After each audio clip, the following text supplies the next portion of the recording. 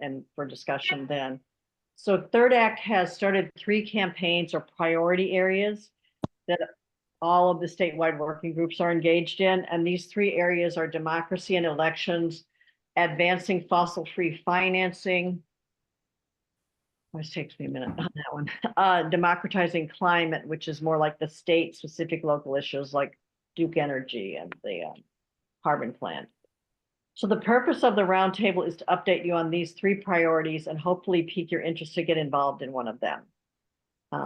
So we're going to do some brief campaign updates, and then we'll follow with our presentation by Nancy LaPlaca about Duke Energy, the carbon plan, the PUC hearings, and what's happening in North Carolina. So we'll start our campaign updates with democracy and elections campaign. So John, could you give us an update? Sure, sure thing, Marcia. So what we're doing is partnering with a number of organizations that are already up and running, have training programs, have the materials necessary to help educate voters and help them get registered if they're not registered already, or if they've moved since they last voted and need to register again, that kind of thing. So there's good people already doing this work. We don't need to reinvent any wheels. And so that's the approach we're taking. Around Greensboro in particular, we're working with Get Out the Vote and Black and Brown Women's Voting Initiative, and also You Can Vote. And You Can Vote's an organization I've done a lot of work with and know pretty well. They're headquartered here in Durham. And I would just call out a meeting they're having tomorrow. It's virtual. It's from 6 to 7. And it's a great way to get exposed to their approach and also learn the lessons they believe we've seen through the primaries, and just get caught up on what's happening in North Carolina around voter ID requirements, basically everything that's going on around voting. So I'll put the You Can Vote website in the chat. Excuse me, my allergies are pretty bad. And but they're an excellent organization. And so again, tomorrow night it's from 6 to 7. If you can make it, it'd be a great way to learn about them and learn about what's going on with voting. And I will pass to Rosemarie. Thanks, John. My dog, of course, took this moment to start barking, so I'll apologize.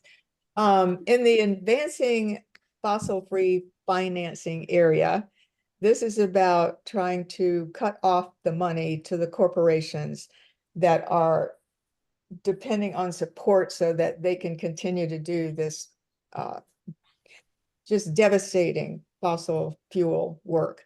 And so in that line, there's a major activity, 3-month-long activity plan for this summer to really focus on Wall Street. And Third Act, we're doing that with Stop the Money Pipeline and some other groups that are part of that coalition. So what that will be is a 3-month series of events and nonviolent direct actions. And it will go for 3 months, and there'll be each week, there'll be 3 actions. And each week has a certain theme to it. And we'll get more details later. So I'm sort of giving you the big picture at this moment. So it's in New York City, of course, on Wall Street, and it's June 10th to August 31st. And within that, there's going to be a special week for elders. So that's our opportunity to step up and really do something that reflects the way that we are approaching this work and things that other elders can do.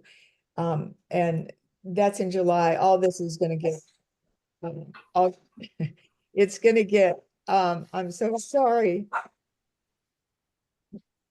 I don't have anybody here that can whisk her away. So there'll be times for elders for us to really step up and plan some actions and events that reflect us.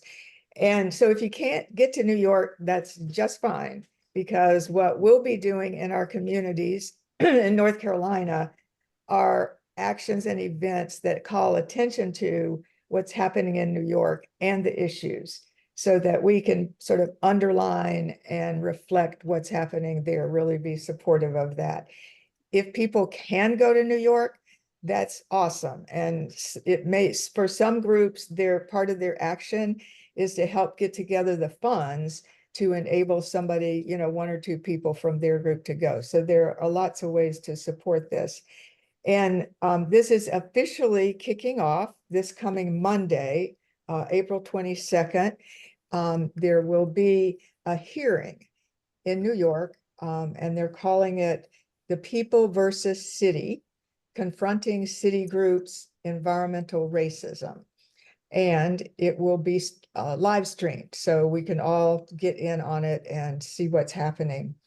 This is really, I think, important that they're doing this, because this will be hearing from the people who are most impacted and devastated by the impact of climate change that these corporations are engaged in. The person that's going to be chairing this event is Roshetta Ozan, I think you say her name, and she is from Sulphur, Louisiana, which a lot of you then, this will ring a bell about the group in Louisiana that did a lot of organizing and actions to keep the LNG export facility out of their area. And then people were lined up ready to go to DC, and Biden said, oh, okay, well, let's pause. And so they were very effective in getting this organizing and attention. So she's going to be chairing it. There'll be other people from Black and Brown Indigenous communities. So I think it's going to really sort of take us to another level in our work, to feel really grounded with the people who are so impacted. So we'll put the link to the information about how to sign up for the live stream. We'll put that in the chat and also send out a reminder. So I think I'm passing it to Cheryl, right? Yep. Yes. Hi, I'm Cheryl Arengo, and I live in Asheville, North Carolina. Our group of Western North Carolina third actors held a rally after a day of hard rain before the first carbon plan hearing here in Asheville. 23 people, including third actors, gave heartfelt and dynamic testimonies. A little history about the carbon plan in North Carolina. In June of 2021, North Carolina's General Assembly passed Bill 951, and it was signed into law by Governor Cooper. It required the North Carolina Utilities Commission to develop a carbon plan for the state by the end of 2022 that would reduce carbon emissions to 70% below 2005 levels by 2030 and reach carbon neutrality by 2050. The carbon plan is a roadmap for reducing climate-changing carbon emissions in North Carolina. The carbon plan is a promise to use cleaner energy, help people save energy and money, and strengthen North Carolina's environment and economy. The current carbon plan still lacks urgency in dealing with the climate emergency in North Carolina that is already impacting residents, particularly the elderly, low-income communities, and communities of color. 2 carbon plan hearings have been held, ours in Asheville on April 9th last week, and the second hearing was in Charlotte on April 10th, the day after. The next hearing will be virtual and will take place on April 23rd. The fourth hearing will be in Wilmington on April 29th, and the final carbon plan hearing will be held on April 30th in Durham. Okay, and I'd like to pass on to Karen Bearden. Howdy, y'all. I'm also on the Democratized Energy Committee like Cheryl. And so I will put in the chat, which will also be in the follow-up email, a place where you can register to join the virtual meeting on April 23rd. You still have through Friday this week at 5 o'clock to register to sign up to speak at the virtual one if you want. And then And then the Wilmington hearing, there won't be a rally in front of it, I just heard, but there is going to be another virtual workshop on April 25th at 6:30 to learn how to testify at a carbon plan public hearing. And that's going to be hosted by Appalachian Voices. And I'll put that in the chat for you. And then Cheryl said, yep, the last one is going to be in Durham, and I'm in the Triangle area in Raleigh. And so it's going to be at the Durham Courthouse at 7 o'clock. And many of us are working together in the Triangle area to organize a rally just before. And the rally is going to be taking place at 5:45. We're calling it No Time for Fake Solutions, because Duke unfortunately just has way too much gas, as you'll hear from Nancy, and too many false solutions in their carbon plant. So we're going to have awesome speakers like the Triangle Raging Grannies, and someone from Seven Directions, and Bobby Jones from Down East Coal Ash speaking, along with others. So that again is April 30th with the rally at 5:45. And again, I'll put that in there. And then to help with talking points, People Power NC released a report card on the carbon plan. And not surprisingly, they received an overall F. Why are we not surprised, right? And so I'll put that link also in the chat. And Third Act also has a tool to help submit a letter to the editor for clean elections and clean energy. And I know Cheryl had told us that the Asheville group is working on that. So all of us can do that if you're interested, and I'll put that in there. And then locally here, you've heard us talk about it before, a brief update on the Mountain Valley Pipeline. Unfortunately, the destruction continues in Virginia and West Virginia, and we're trying to still stop the South Gate from coming into North Carolina. There have been way too many violations that the Department of Environmental Quality and Virginia Attorney General are not responding to. So please mark your calendars for March the 8th from 12 to 2 p.m. in Charlotte. Power and Seven Directions of Service and others are organizing the People versus Bank of America March and hearing on environmental justice violations in Charlotte. And as many of you know, and who participated in Third Act Stop Dirty Energy Bank's Day of Action last year, Bank of America has been funding the climate chaos for way too long. And so people from Virginia, North Carolina, and other states are going to be going to their headquarters, that's in Charlotte, to send a message to stop funding the MVP and other fossil fuel projects. And the plan is to gather near the Wells Fargo branch in Uptown Charlotte, and then march past the Chase Bank to the Bank of America headquarters. That's about a half-mile walk. And then we'll gather at the public space across the street from the Bank of America headquarters for a hearing on the environmental justice violations caused by the Mountain Valley Pipeline, which all of these banks support. And so paper hand puppets are going to be there. So there's going to be a lot of art and stuff like that. It's going to be great, great, great. And that's May 8th, 12 to 2 in Charlotte. So now I have the honor to introduce our guests that many of you know and love, like I do, Nancy LaPlaca.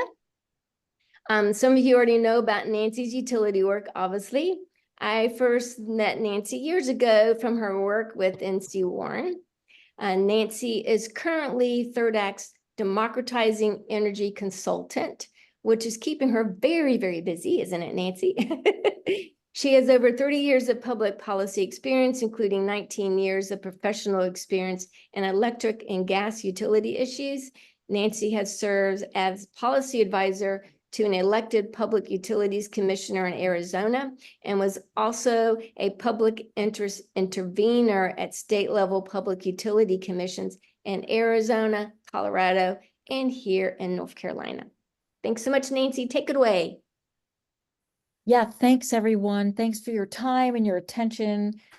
And thanks all of you for all your work. I see so many people who've just done so much work and been so helpful. I want to say thanks to June too for hiring me a couple years ago to do an education session that kind of like set me on fire to do more of that. And so I feel really lucky to be doing this work. And I feel really fortunate that all of you people care enough to show up because it's complicated, crazy stuff, kind of crazy making. So I put some things in the chat where we have an ongoing a Google Doc in third act where we're putting all kinds of trainings, which are exploding right now. And so I'm going to share my screen here. Let's see. Make this work. Let's see. I'll make this work. Okay. Can you see my third act document? Yes. You can see it? Third Okay, act great. power of communities, yeah. Yeah. Democratizing energy. So, I want to kind of talk big picture. And, the big picture is that, as you guys all know, we're moving to gas. So moving to the second slide here. And we have groups all over the country, and you probably know there's been 69,000 people who've signed up for Third Act. So, some states are really active. North Carolina's very active. We're still standing up programs in other states. Some large states like North Carolina have more than one group because the state is so big, California, North Carolina. And so the fun thing and challenging thing for me is working in multiple states and figuring out which policies to promote. So let me give you a little bad news first and then some good news. So the bad news is the fossil gas industry is pulling out all the stops. I mean, it's quite remarkable. And I would say that during the Trump years, they really they got their hooks in, and now they're not letting go. And they were able to really capture a lot of regulators, change a lot of laws, capture state legislatures and regulators. And that's what we're fighting right now. The good news is that with the Biden Inflation Reduction Act and with all these groups showing up, I have never seen so many groups, so many smart people, and so many policy wonks. Somebody just said, I forget who it was while we were just talking, that, we got lots of smart people. We know the policies. We don't have to go figure those out in various states. We at Third Act have to help people, have to help allies, and also where we are, in some states where we're working, we're some of the primary pushers. But look here in North Carolina, we have so many wonderful, wonderful colleagues, including, Kathy Buckley and Apple and Clean Air NC and NC Warren and so many good groups. So here's our priority states, because we had to pick some priorities: Arizona, North Carolina, Georgia, Nevada, and ISO Northeast. And let me just explain those briefly. Arizona, I lived there for 27 years off and on, and I know the state well, very well. And they are just going backwards on clean energy, and they're also going to have a lot of water problems. So we're focused on that state, also because it's an elected PUC. And so we plan to help a great candidate in 2026. North Carolina, you guys know what we're doing. You're doing it. Georgia has just crazy stuff going on. They actually canceled the election because they were afraid this one woman named Patty Durand, and that's Durand. She could always use some money. She is a wonderful candidate, incredibly dedicated, knowledgeable. They don't get any better than Patty Durand. And Patty has stood up to the Georgia machine like I've seen very few people stand up to machines like that. We think Duke Energy is bad. Well, Southern Company is even worse. And then in Nevada, similar to Arizona, they're pushing a lot of fossil gas and pipelines and all kinds of crazy stuff rather than do clean energy. And then ISO Northeast, if people don't know about the ISOs, that's the independent system operators. Oops, let me go back here. The independent system operators, the reason that they're so important is because in these deregulated parts of the country, which is not us in North Carolina, they are governed by FERC, the Federal Energy Regulatory Commission. And the FERC was doing great until Joe Manchin was able to get rid of the excellent chair about a year and a half ago. I think it was January 2023 when they got rid of a guy named Richard Glick, who's incredibly good. And so FERC has really been compromised. And it's a target for us because of the huge number of states affected and people. And they have a large role to play in allowing distributed energy resources in deregulated states. So we all know about the fossil gas problems, high leakage rates, volatile prices, huge damages, and utilities getting guaranteed cost recovery even if a project is canceled. I looked up this project for NV Energy today. They're going to pay for this pipeline in Nevada, which, transmission line, over 70 years. And so what these utilities are doing more and more is locking people into these plants and pipelines, and then having them pay for it over a longer and longer period of time so that you don't really see it in your bill, but you're stuck. And then they're also doing these crazy promises and rules, like the utility gets paid if the project's canceled, if the project's delayed, all the costs of it, which really goes against, 50 plus years of utility regulatory basic policy. So here, the next slide here. What are we doing? Well, we're chomping at the third actors across the country are chomping at the bit to understand PUCs. So I'm doing a lot of education, which I love. Utilities are strangling distributed energy resources, and the regulators are allowing it. It used to be very controversial to say that, but it's not anymore. And for me, having been in this work now since 2006 in the regulatory world, I'm seeing nonprofits and groups like NRDC or Advanced Energy United, which never used to criticize regulators, openly criticizing regulators and decisions now. I think we're past the point where people want to play the game. And if they possibly can, they're speaking the truth to power, which that's what we need, obviously. We have a revolving door between regulators and the gas industry. It's been there a long time. I went to a NARUC conference about 2 months ago. It was unbelievable. It was a cabal. I mean, that's the only way I could explain it. And I'm going to be writing a blog post for Third Act about it. It was just awful, really. An institution, NARUC, the National Association of Regulatory Utilities Commissioners, that used to be a place where you could get an education and meet like-minded people. And it's just basically, as one longtime person told me, it is a wholly owned subsidiary of the natural gas industry. So the gas build out is huge. We all know that.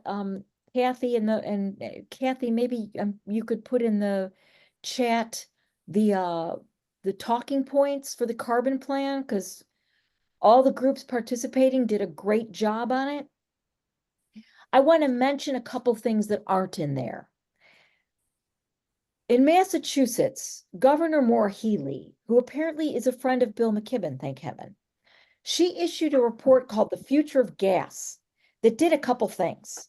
It said, look, gas is not in our future. We need to move from gas.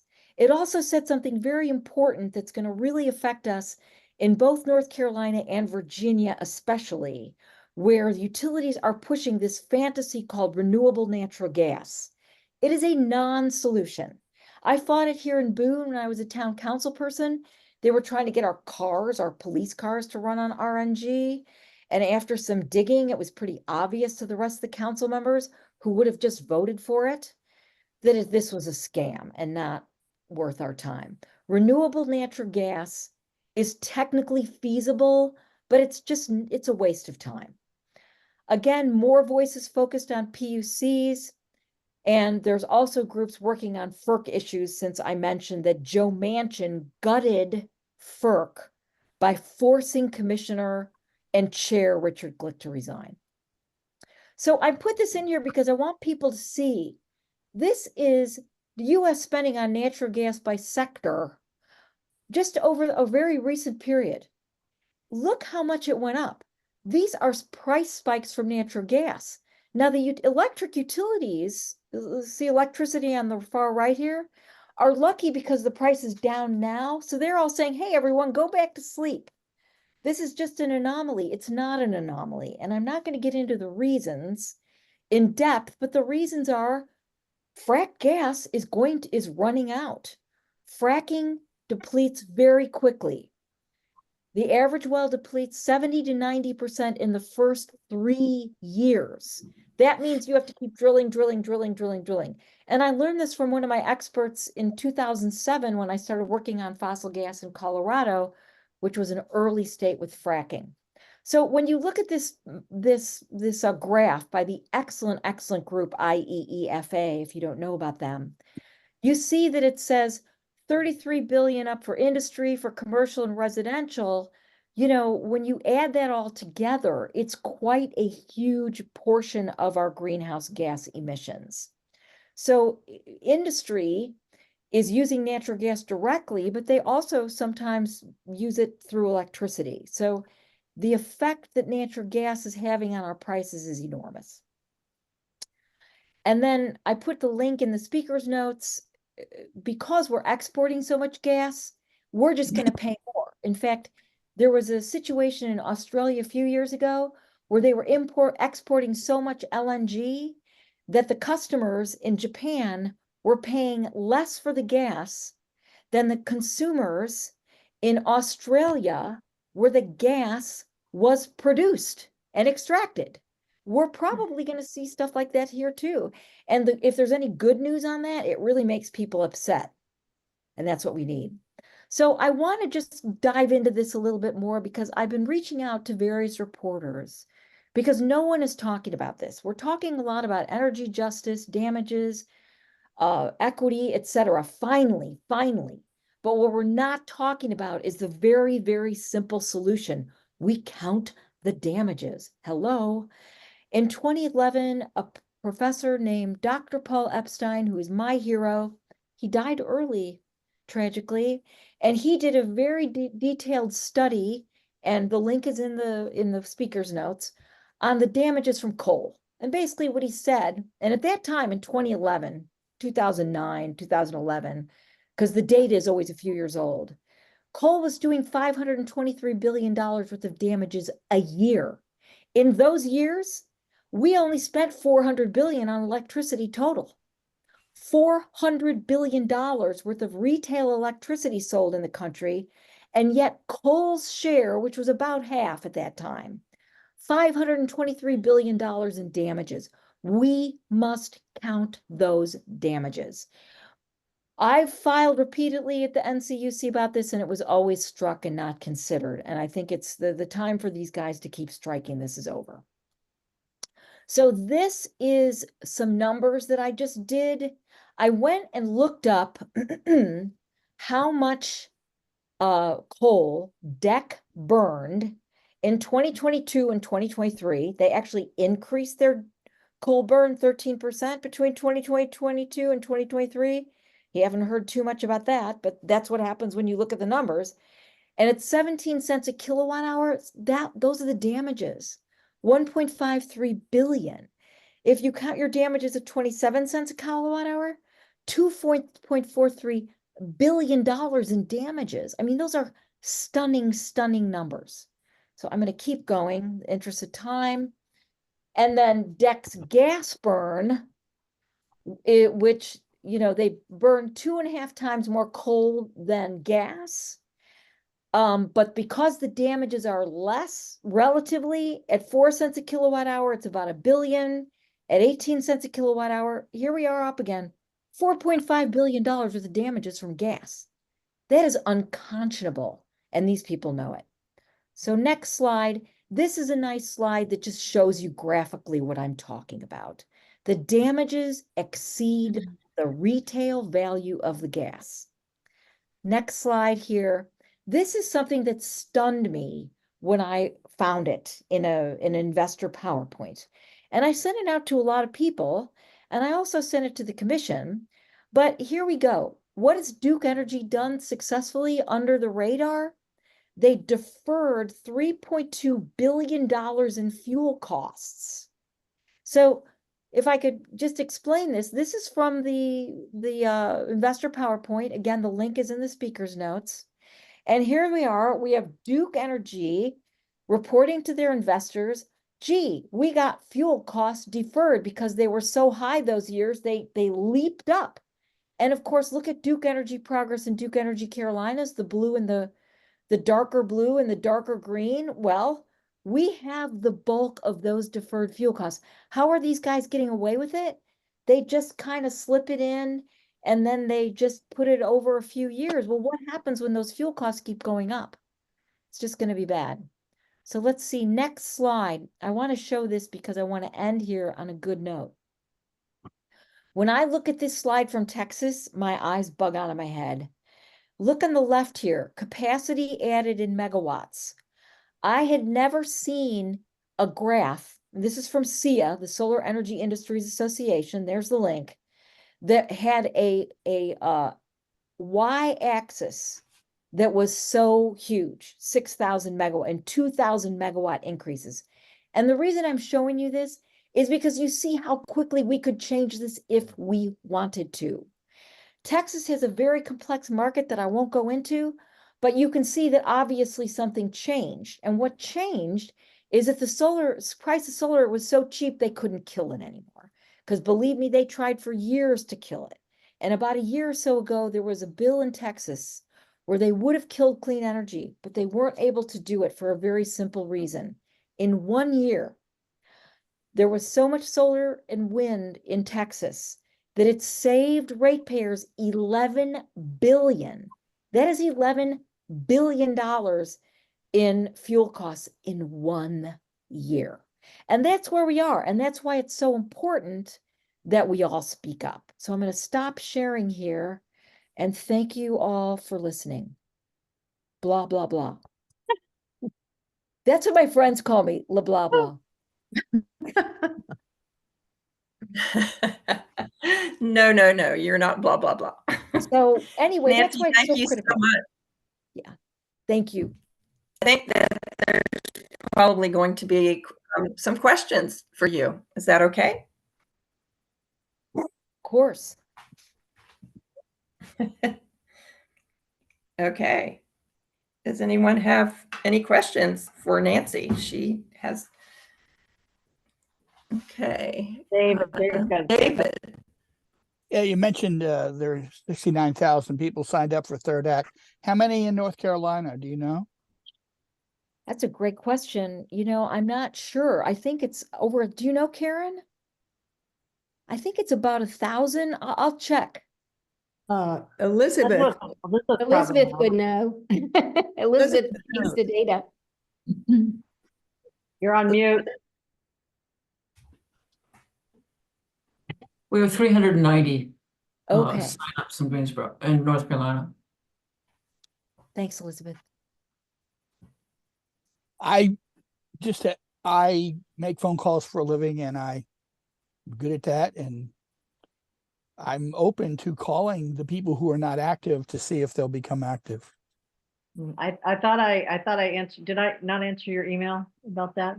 I think you said that we don't have the phone numbers, but I said I could look. I didn't say we didn't have a phone number. I said we're doing a sort of a multi-pronged Come on. thing, and we're trying to figure out how phone calling would fit into it. So I thought that's what I said. Maybe I didn't push send. Who knows? Yeah, David, and you know, reach out, David, and let me check with some other folks too, because that's kind of a, you know, Third Act wide question. Maybe somebody's doing that in other states. I'm not sure. So reach out and I'll find out. When I was at the nonviolence training in DC, some people from other states complained that they had a lot of people who had signed up for Third Act who were not active, and they wanted to figure out how to get them active. Emails are of value, but a call is even better. I mean, we're working on a website and a lot of different things. So we were trying to come up with an overall plan to how we were going to incorporate the phone calling into the whole thing. But I'll wait. Okay. Yeah, thanks. I want to explain too. Third Act has like 14 staff people and a couple consultants. So there's not many of us. So we're always like, oh my gosh, this is coming up. What about this? You know, so it's quite exciting, but it's the interest has been wonderfully overwhelming, wonderfully. Can I ask you, unless, does anybody else have their hand up? I don't want to take. I don't see anyone else. now. Can you just talk a little bit about the North Carolina Public Utility Commission, what the makeup is, and they're not elected, they're appointed, right? Some states appoint, we have a different Yes. number, who appointed them, all that. Yeah, thanks, Marcia. Yeah, the NCUC, most of the states are appointed. About 25% of states are elected.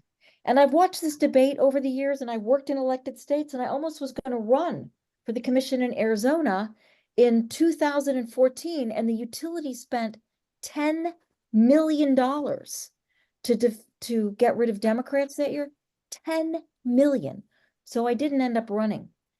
But most states are appointed by the governor. And what's happening in states, including North Carolina, is when the legislature can do it, they're changing it. So the North Carolina General Assembly recently changed the law. We're going to go from 7 commissioners to 5. 7 is kind of a lot.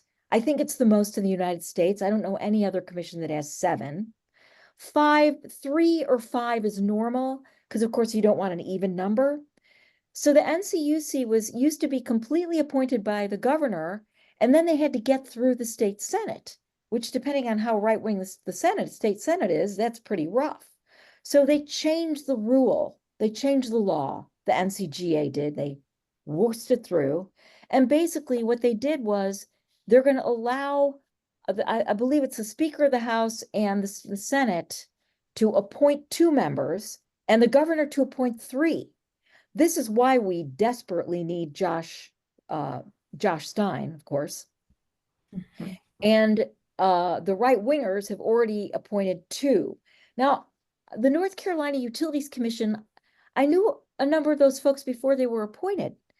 And I've known about the commission for a long time, because when I worked for Commissioner Newman back from 2008 to 2013, I interacted with the commission a lot in North Carolina.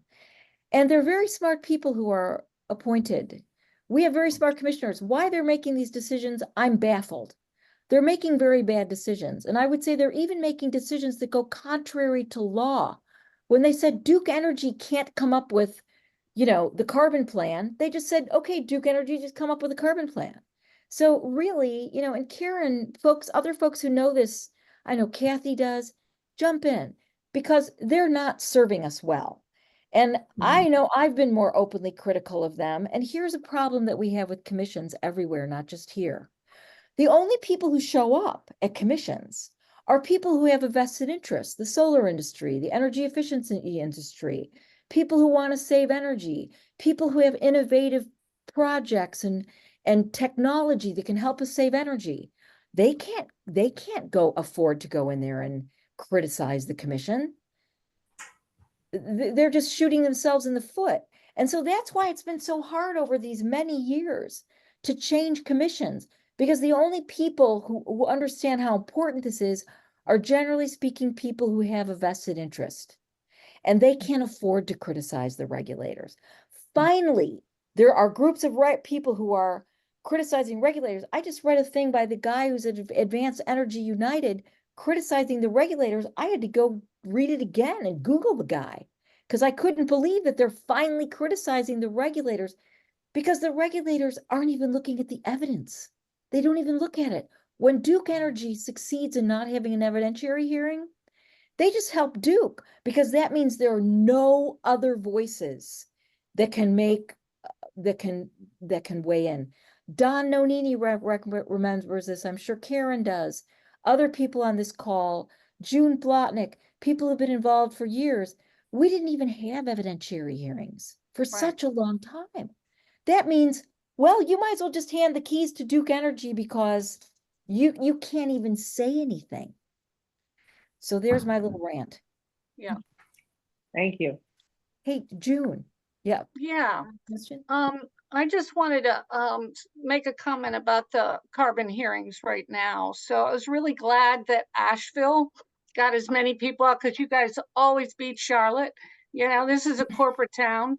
And I've been here 40 years trying to organize around environmental issues, but we made it close to you, but we knew you did a good job. One of the things that I did, Beth Henry, we submitted reports in our testimony. So you have to do 3 minutes. And then I talked about, and I'm happy to share these with Third Act, whatever. But there was a report called Meeting Growing Electricity Demand Without Gas. And that just came out in March. And that is a brief for utility regulators. And it is by Energy Innovation Policy and Technology, right? And then there's another one they did that came out called Supporting Advanced Conductor Deployment. It's about transmission lines. And there was an article in the New York Times about that. I put these resources at the end of my comments, but we made paper copies and handed it in.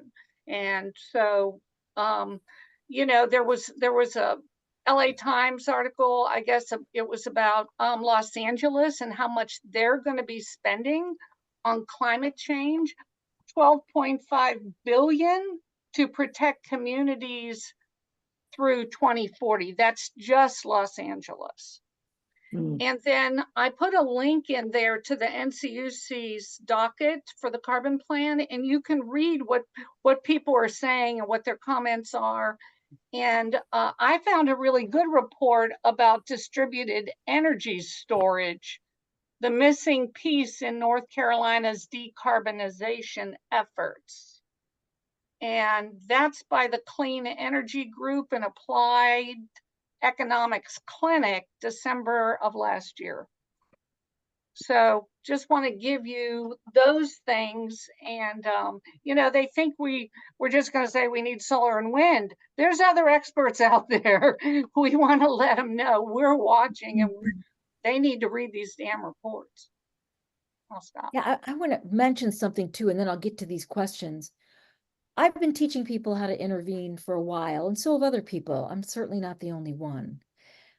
But the NCUC issued a new rule to basically make it easier to just shut people out.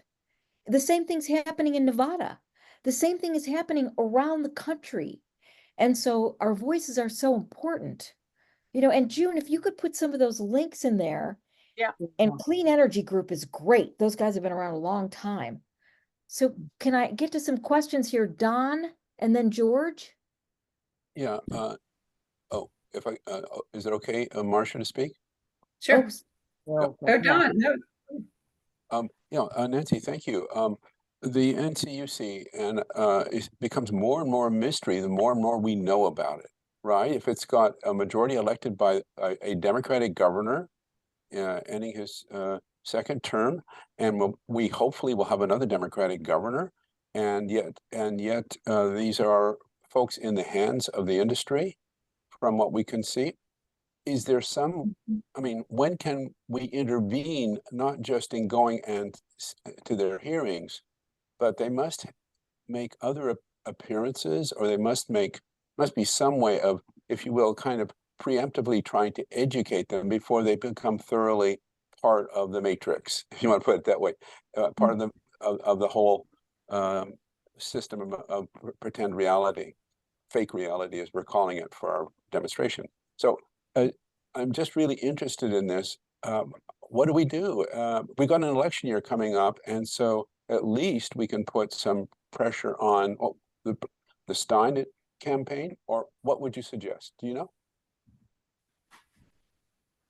What I hear, what we're doing at Third Act is, aside from the Democratized Energy Powering Up Communities, which you guys are all part of, we have a coalition that we're calling PUC Action Network. It's some of the smartest groups all around the country. We're probably up to about 70 groups. And of those 70 groups, we have 4 subgroups. And there's a core group of Third Act Rewiring America, which is fantastic, and they just got a bunch of money from DOE. And then the third group is Public Citizen. And Public Citizen is a small but mighty group that they've been my heroes all my life, really. They're unbelievably good and they really know FERC. So what we're doing, Don, is we're working with our allies to identify and strategize nonviolent direct action. So it's time to move into nonviolent direct action. And we're all committed to it. And many of you people I know have been part of it already in various ways. And so that's what we're doing, Don. We're amping it up. And we're working with our allies to figure out what are the best venues for us. For example, Bill McKibben is going to be going to this thing at TVA. There's a big thing in TVA on early May. CBD has been organizing it. Yeah, Karen, can you? Yeah, it's on May 8th. Yep. May 8th. Okay. May 8th with CBD, Center for Biological Diversity, Appalachian Voices here in Boone, bunch of great groups, and Bill's going to show up. And when Bill shows up, people listen. And so, basically we're trying to figure out how do we maximize our effect. Hope that answers the question. Thank you. And George? Marcia, I want to ask you, are we over time? I'm willing to defer if you want No, to I mean, close. go ahead, sure. We had talked to and asked Nancy if she would stay on a little bit longer. Happy to. People are okay with staying on. Okay, great. Oh, Getting my used question, to this. my question may be naive, but it sounds to me like somewhere in your, in your groups and in your activism and your thinking that the nonviolent direct action really means that you've given up, or people have given up on some legal channel with which to somehow try and take Duke Energy to court for malfeasance or for whatever. That there's no, I'm just asking whether there's any legal redress given all the information, all the better information that our group seems to have in relation to this crucial problem. Yeah, that's a great question, George. And one of the things we're doing is reaching out to the long-time lawyers and groups who've been at the PUCs, like SELC, Southern Environmental Law Center, SACE, Southern Alliance for Clean Energy. These kinds of groups, we're reaching out to them and having meetings with them so we can figure out how we can promote their work and help them. Like, let's just say there's a hearing. Okay, I know we've got some hearings coming up in Georgia, we hope. So how can we work with the SELC, energy wonks, lawyers, experts, so that we can raise up their work, lift up their work, help them. So the problem with lawyers, and it's always been this way, I remember having conversations with my friends going all the way back to 2006 when I started this work. There's not enough money in the world to hire lawyers. And the problem is all the utilities will always have 1,000 times more money and 100 times more resources. So our only hope, quite honestly, is people power. And then when we start winning, what do? They go change the rules of intervention. What do? Right, Karen? Yeah, they take HB 951 and they interpret it in the clear contravention of that rule. So this is what I see. When we start winning, they just kick us out. They just, criminalize protest. They just change the rules. And so I would say that as someone who's 68 years old, I've been in politics and policy all my life, that when people like us show up with a rocking chair rebellion or whatever it is, we make a difference, and that I also believe that it's up to us to lead, because look at the young people. One of the things that really struck me when I taught at App State for a couple of years was young people would tell me, oh, I thought it was over. I can't believe that renewable energy works, because that's what I've heard. Renewable energy doesn't work. Of course it works. They told me, I'm so glad to hear there's hope. But here's the other thing I saw. They know how much baloney there is out there. App State, which sells itself as defining sustainability since 1899, they're 0.002% clean energy. I'm the first customer in 108 years to challenge their rules. 108 years. They spent $200,000 on attorneys. Nobody paid me to do that stuff. So, you know, this is what we're up against. And so I believe in my heart that when we get enough power, third act, let's just say a year down the road, 2 years down the road, we're going to have a coalition of young people and old people. And that is going to be a winning coalition because the young people are dispirited, depressed, discouraged. We have to help them understand their own power. Thank you. Wait, Thank you, agree. everyone. Yeah. Yeah.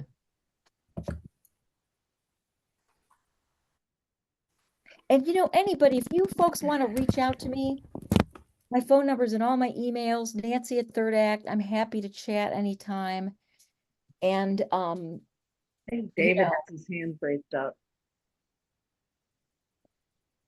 Oh, Yes, David, I wanted to speak to the last conversation. I appreciate, when I was protesting nuclear power in the 70s, we learned that they shut down a nuclear plant in Germany, in Wiel, Germany.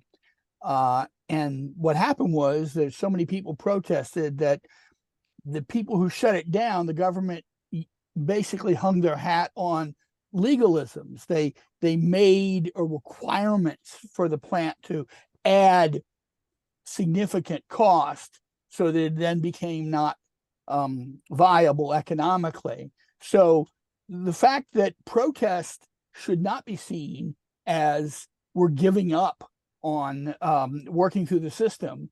The system still has to exist to have something to hang their hat on if they're going to throw in the towel. absolutely. Yeah, I started out in nuclear stuff too in the 80s.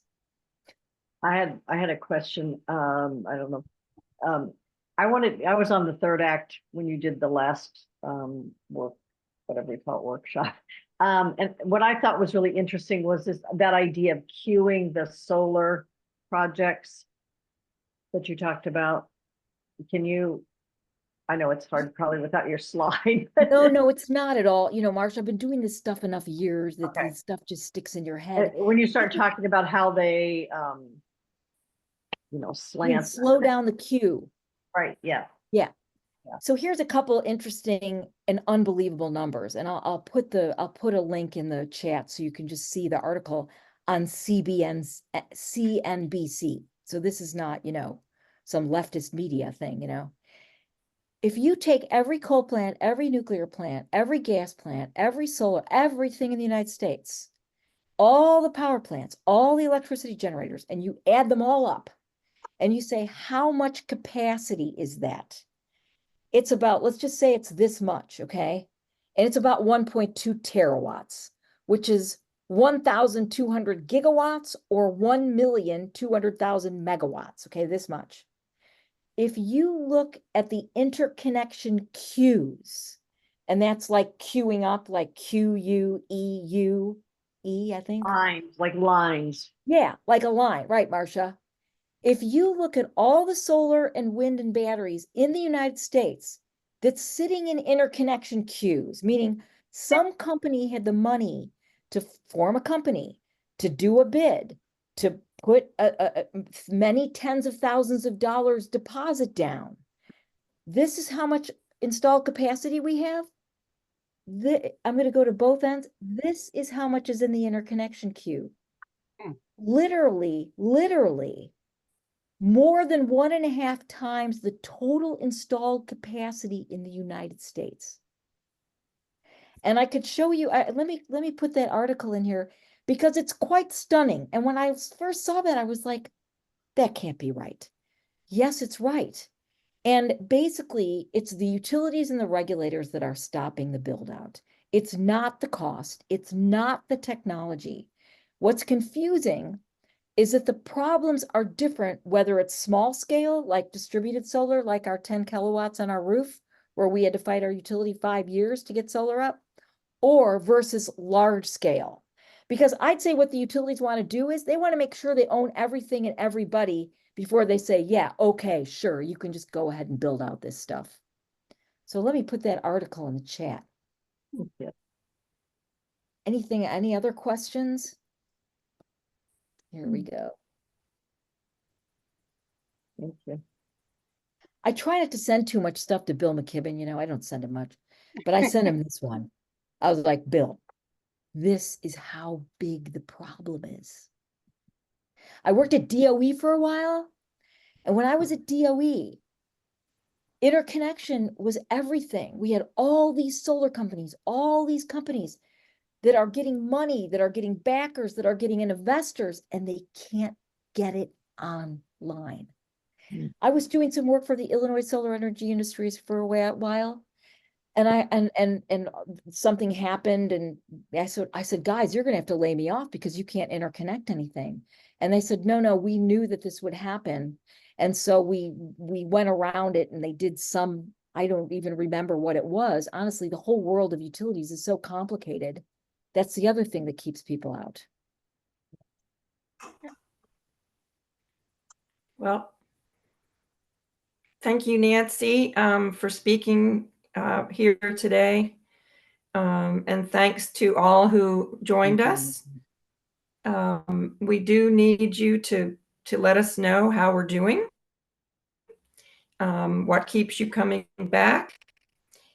Is there something that you would be more excited about with Third Act? And also, we need to know, is this a good time? Is it too late? Could it be a little later? You know, that type of thing. So let us know. And we look forward to having you next month for our roundtable. And everyone, you know, thanks for sharing, and everyone have a good evening. Thank you so much. Thank you. Thanks, everybody. Thanks, y'all. Thanks for all your work. Rock on.